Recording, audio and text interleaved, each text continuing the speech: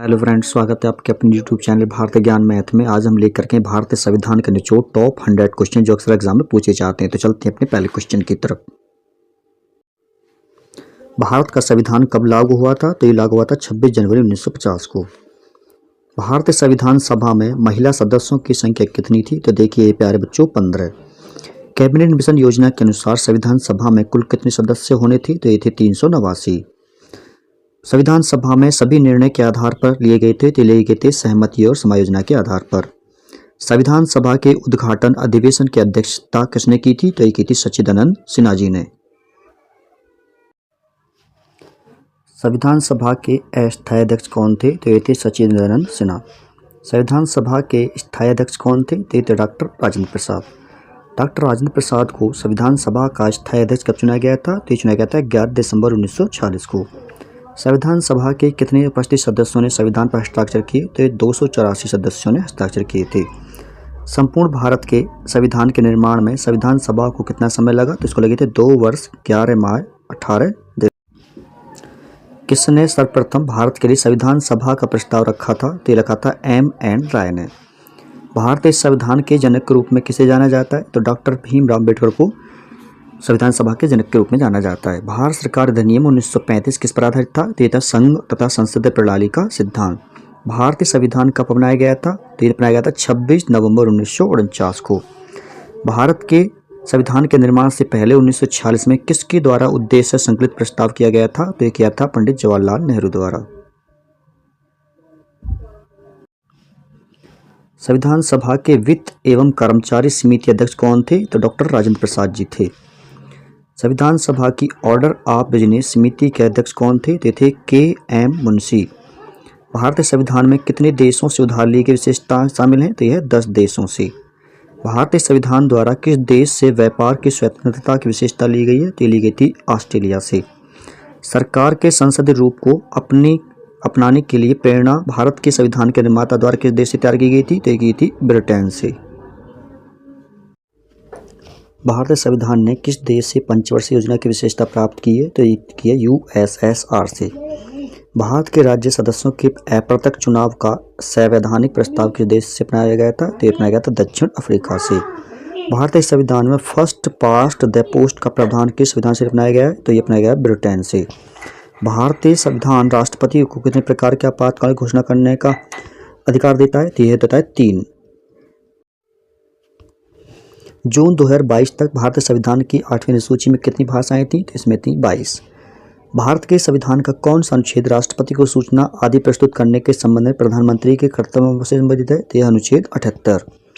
भारत के संविधान में कितने भाग और अनुसूचियां हैं? तो देखिए 25 भाग और 12 अनुसूचियां हैं। भारत के संविधान के अनुच्छेद 53 के अनुसार संघ की सभी कार्यकारी शक्तियाँ किस में निहित होती हैं? तो होती हैं राष्ट्रपति में। भारत के संविधान में शिक्षा के अधिकार को 88वीं संविधान संशोधन अधिनियम 2002 में मौलिक अधिकारों के अध्याय में कौन सा नया अनुच्छेद जोड़ा गया था? इसमें जोड़ा गया था 21A। भारतीय संविधान की 11वीं अनुसूची में कौन सा विषय शामिल है? कितने विषय शामिल है? तो इसमें देखिए 29। किस अनुच्छेद में भारत के राष्ट्रपति के निषेध अधिकार का वर्णन है? तो यह अनुच्छेद 111 में। भारतीय संविधान के किस अनुच्छेद के अनुसार किसी व्यक्ति को कृत्य के लिए सिद्ध दोष या दोषी नहीं ठहराया जा सकता, उसके किए जाने के अपराध नहीं था? तो अनुच्छेद 20 तक, यानी जब तक कुछ अपराध मतलब फिक्स नहीं हो जाता। किस अनुच्छेद के अंतर्गत शैक्षिक संस्थानों की स्थापना की गई है? तो अनुच्छेद 30। कौन सा विषय भारतीय संविधान की संवर्धित सूची का भाग है? तो यह अपमिश्रण यानी कि अडल्टरी।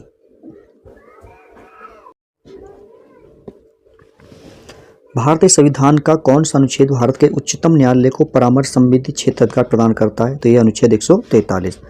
भारत संविधान का कौन सा अनुच्छेद उच्च न्यायालय के न्यायाधीशों द्वारा शपथ या प्रतिज्ञान से संबंधित है? तो यह अनुच्छेद 219।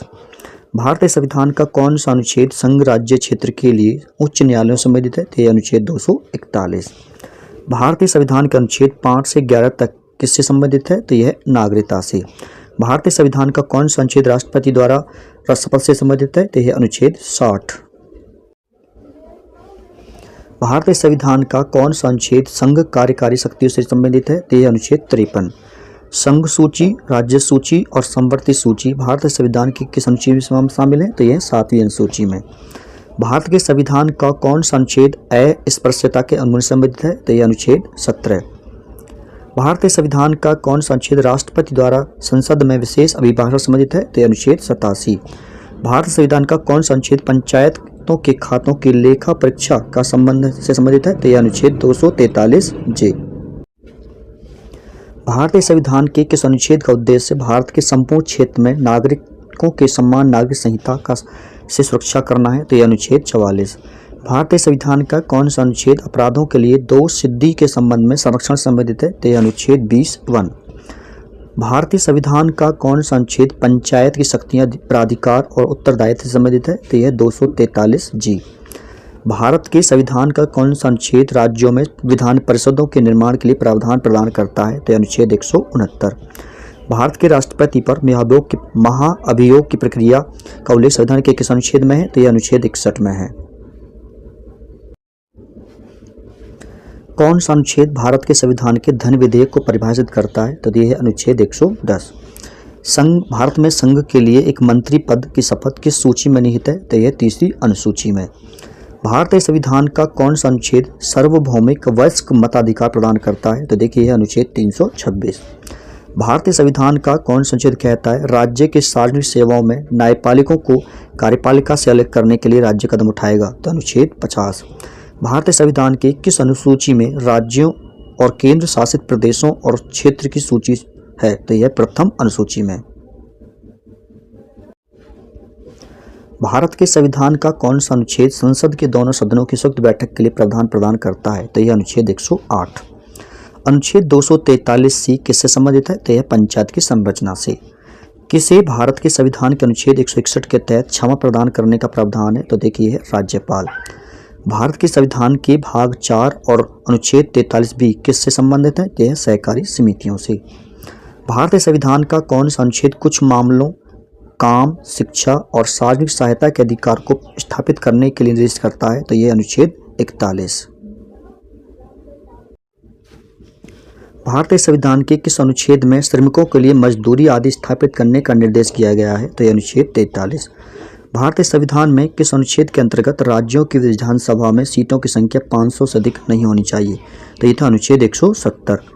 संसद के विकास के दौरान अध्यादेश जारी करने के राष्ट्रपति की शक्ति भारतीय संविधान के किस अनुच्छेद में दी गई है? तो अनुच्छेद 123। समवर्ती सूची के अंतर्गत कौन आता है? तो इसमें आते हैं वन। कौन सा राज्य भारतीय संविधान की 6वीं अनुसूची में शामिल नहीं है? तो यह अरुणाचल प्रदेश। अनुच्छेद 336 में कुछ सेवाओं के लिए किस समुदाय को विशेष प्रावधान मिलता है? तो यह एंग्लो इंडियन समुदाय को। भारत की आकस्मिक निधि किस अनुच्छेद के अंतर्गत आती है? तो यह आती है अनुच्छेद 267। अंतर्राज्यीय जल नदी विवाद किस अनुच्छेद के अंतर्गत आता है? तो देखिए आता है अनुच्छेद 262। किस संविधान संशोधन द्वारा शिक्षा के अधिकार को भारतीय संविधान में शामिल किया गया है? तो 86वां संविधान संशोधन। किस संविधान संशोधन अधिनियम द्वारा ग्रामीण और शहरी क्षेत्र के बीच संक्रमण कालीन क्षेत्र के नई नगर का पंचायत का प्रावधान है? तो यह 74वां संविधान संशोधन। भारत के संविधान के 73वें संशोधन में ग्राम सभा के अनिवार्य निर्माण का प्रावधान किया गया था, जिसमें ग्राम सभा किससे बनी होती हैं? इसमें क्षेत्र पंचायत में मतदाता के रूप पंजीकृत व्यक्ति सदस्यों द्वारा। भारतीय संविधान के 73वें और 74वें संविधान संशोधन कितने वर्ष के बाद स्थानीय निकाय के चुनाव का प्रावधान है? तो यह हर 5 वर्ष के बाद। भारतीय संविधान में संशोधन करने की संसद की शक्ति तथा एवं संवैधानिक शक्ति है, जिसे किसके द्वारा स्थापित किया गया है? तो इसमें किया गया 24वें संविधान संशोधन द्वारा। भारतीय संविधान के किस संशोधन द्वारा संपत्ति के अधिकार को मौलिक अधिकार से हटाया गया? तो यह 44वां संविधान संशोधन। भारतीय संविधान के किस संशोधन ने भारतीय संविधान में 9 भाग जोड़ा गया है? तो यह 73वां संविधान संशोधन। भारत के संविधान में पहला संशोधन कौन सा किया गया था? तो यह गया था 1991 संशोधन। किस संवैधानिक संशोधन के कारण सिक्किम को भारतीय संघ में शामिल किया गया? तो यह 36वां संविधान संशोधन। कौन 144वें संविधान संशोधन विधेयक से संबंधित है? तो यह सामान्य वर्ग से आर्थिक रूप से कमजोर वर्ग को 10% का आरक्षण। कौन भारत के संविधान संशोधन के 61वें संशोधन से संबंधित है? तो यह चुनाव की मतदान की आयु की कमी। 1987 में किस संवैधानिक संशोधन अधिनियम ने गोवा को एक राज्य विधानसभा से साथ एक पूर्ण राज्य बना दिया और दमन दीव में के केंद्र शासित प्रदेश बना दिया? तो यह है 56वां संविधान संशोधन। किस संविधान संशोधन द्वारा लोकसभा सीटों की संख्या 525 से बढ़ाकर 545 कर दी गई? तो यह है 31वां संविधान संशोधन अधिनियम 1973। भारतीय संविधान के किस संशोधन द्वारा दिल्ली को राष्ट्रीय राजधानी क्षेत्र एनसीटी का दर्जा दिया गया था? तो ये 69वां संविधान संशोधन। भारतीय संसद द्वारा हाल ही में जीएसटी संविधान संशोधन विधेयक को स्वीकृति देने वाला भारतीय राज्य कौन सा है? तो वो है असम। अनुच्छेद 51A जिसमें मौलिक कर्तव्य का वर्णन है को किस संविधान संशोधन के तहत संविधान में शामिल किया गया है? तो यह 42वें संविधान संशोधन। भारत के संविधान के किस भाग प्रावधानों में संशोधन नहीं किया जा सकता? तो यह न्यायिक समीक्षा में। भारत के संविधान के अनुसार बच्चों को मुफ्त और अनिवार्य शिक्षा कितनी उम्र तक के बच्चों को अनिवार्य है? तो यह 14 वर्ष तक के बच्चों को। भारतीय संविधान का कौन सा अनुच्छेद अल्पसंख्यकों के हितों की सुरक्षा संबंधित है? तो यह अनुच्छेद 29। यदि लोगों के समूह को केरल में तेलुगु माध्यम स्कूल खोलने के लिए अनुमति नहीं दी जाती है तो किस मौलिक अधिकार का उल्लंघन है? तो यह सांस्कृतिक और शैक्षिक अधिकार। किस निर्णय ने संविधान की मूल संरचना का निर्धारित किया है? तो यह केशवानंद भारती मामला। भारत के राज्य पुनर्गठन आयोग गठन कब हुआ था? तो यह था 1953 में। कौन सी समिति कृषि नीतियों एवं कार्यक्रमों से संबंधित है? यह भानु प्रताप सिंह समिति। राज्य के महासचिव की नियुक्ति किसके द्वारा की जाती है? तो ये राज्य सभा के सभापति द्वारा। लोकसभा की बैठक बुलाने के लिए सदस्यों की कितनी न्यूनतम संख्या होनी चाहिए? तो होनी चाहिए सदन के सदस्यों की कुल संख्या का 1/4। एक वर्ष में लोकसभा के कितने सत्र होते हैं? तो इसमें होते हैं 3 सत्र। भारत की सरकार किस प्रकार की सरकार है? तो यह देखिए संसदीय। भारत की संसद में कौन कौन शामिल हैं? तो यह राष्ट्रपति, लोकसभा और राज्यसभा। भारत में किसी भी राज्य की सीमा को बदलने के लिए कौन अधिकृत है? तो यह संसद। संसद के किसी भी सदन के सदस्यों की अयोग्यता पर विवाद होने की स्थिति में अंतिम निर्णय किसका माना जाता है? तो यह माना जाता है राष्ट्रपति का। लोकसभा और राज्यसभा की संयुक्त बैठक की अध्यक्षता कौन करता है? तो ये करते हैं लोकसभा अध्यक्ष। अगर वीडियो अच्छी लग रही है तो वीडियो को लाइक कर देना, चैनल को सब्सक्राइब कर लेना और वीडियो को शेयर कर देना। तो मिलते हैं नेक्स्ट वीडियो में, तब तक के लिए धन्यवाद।